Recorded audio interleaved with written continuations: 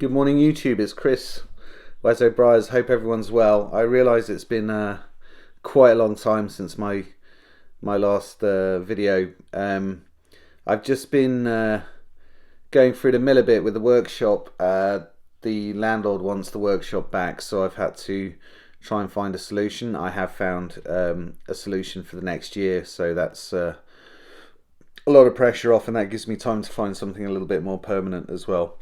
So sorry for my absence, but it was important to me. So anyway, problem solved on that one, so I can move into the new workshop at the end of June when I have to be out of the old one. Happy days. Good morning, coffee. Meanwhile, I just thought I'd do this vid while I was packing a pipe with some stuff. I am working on some pipes at the minute.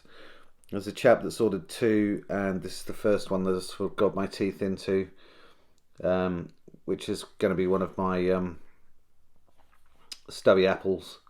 It's got an eldritch resin, which is it's not finished yet. It's got an eldritch resin, which is I think it's the, what does he call it? Bronze heavy metal, which is going to look super good when I started sanding this and sort of wet it. It really sort of sparkles and jumps out. It's really quite jazzy stem. So I should look forward to seeing that finished and starting on the second one for the same guy. Yeah, so I just thought I'd pack a pipe and explain my absence and stuff. I'm smoking, it's a KBV collaboration blend, I think. So it's Mr. Christie's Raven Flake, which comes with a cool little sticker for your jar if you're jarring tobacco. I think you can order more of those. Well, I know you can order more of those as well. And I mean, I don't know where he gets it from. There's something in the description on the website that he I've got a friend, Token Tommy, he's a mate of mine. He has a great YouTube channel as well, and he is convinced and has convinced me that all these sort of spun cut coin style flakes come from the same place, and given that it's so niche, it wouldn't surprise me. They're very, very, very much like luxury bullseye flake.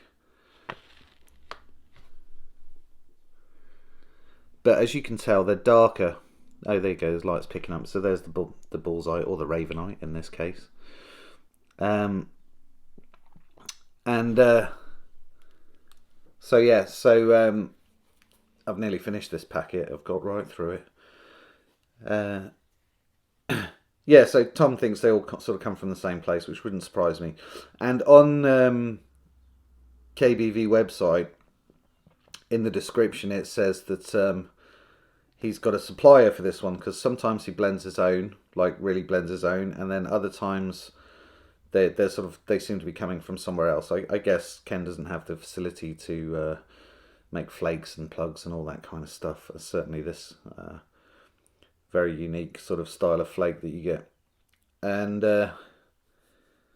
so he's sort of alludes to the fact that he's asked them to change an aspect of it, and I wonder if it's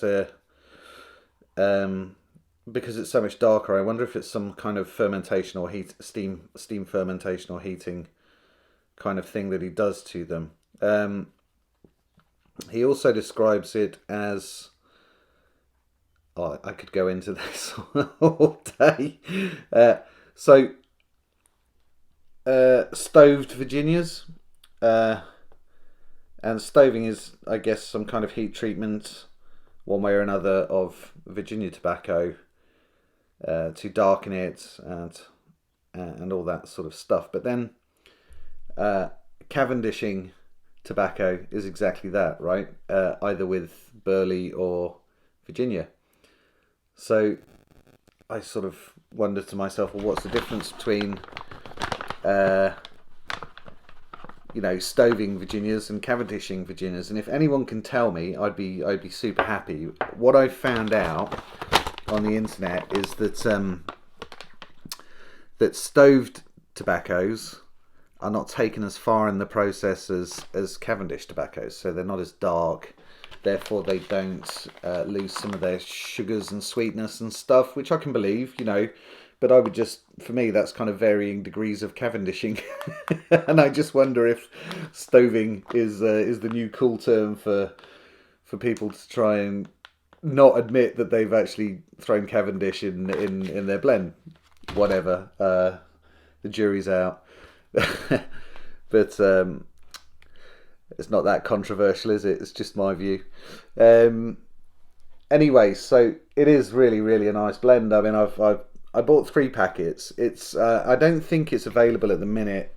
I hope he'll make another one. He's called it the South Korean edition because there's a pipe club in South Korea, or a tobacco club or something, that requested he redo it because he's had it out before, so he did it for them.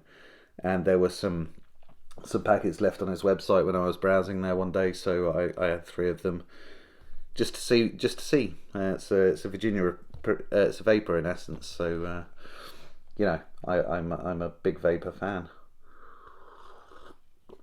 So if it comes up again, I recommend getting it. It's really on the sort of the dark fruit plummy side of vapors. I will admit about the Cavendish thing. I don't get that because I'm not a great fan of Cavendish, and because I get this kind of acrid, kind of dry taste in the back of my mouth. Acrid might be a bit strong, but it is off-putting for me.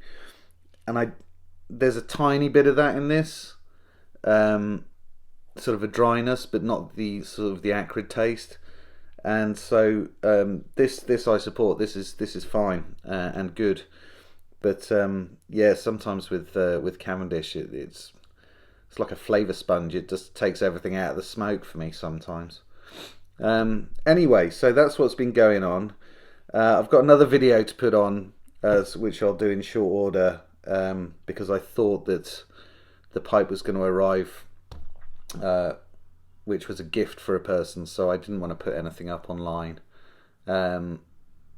But life getting in the way of things has meant that actually it arrived before I made this video, so there you go. Anyway, that's enough from me. I hope you're all doing good. I'm really looking forward to 6 weeks off. I'm off to visit my good friend Bruno Nuttins at the beginning of May when my kitchen work closes. We're going to make some pipes and have some fun together, and I'm hopefully I'm going to learn a lot from him. I'm sure I will. So yeah, if you watch this, Bruno, can't wait to see you, mate. And yeah, so everyone have a great rest of the weekend, and I'll catch up with you all soon, and it'll be all systems go with the pipes in May, so can't wait. All the best, take care.